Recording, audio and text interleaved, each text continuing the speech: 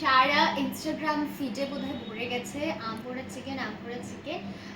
আমি এর আগে একবার বানিয়েছিলাম, বাট অল্প করে বানিয়েছিলাম, কারণ ফার্স্ট টাইম ট্রাই করছি সেই কারণে। তো এত ভালো লেগেছে সবার, আর আমার খুব ভালো লেগেছে, তো সেই জন্য আমি আবার আজকে করব। তার জন্য নিয়েছি দুটো আম পুড়িয়ে নিয়েছি, এখানে লঙ্কা পোড়ানো আছে, রসুনও পুড়িয়ে নিয়েছি, আর আদা আছে, ধনে পাতা আছে, পেঁয়াজ আছে, এখানে মাংস আছে, অবভিয়াসলি চিকেন আছে।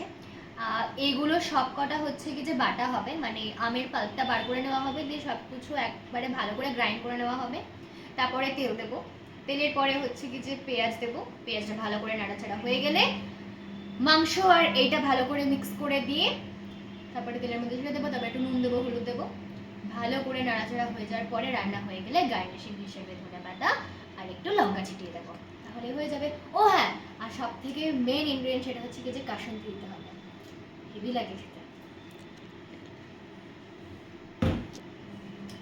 আর হ্যাঁ, সবার লাস্টে হচ্ছে কি যে একটুখানি গরম মশলার জলটা দিতে হবে, মানে গরম মশলা গুঁড়ো না, গরম মশলার যে মশলাগুলো হয় সেগুলো আস্তে আস্তে জলের মধ্যে ভালো করে ফুটিয়ে নিতে হবে।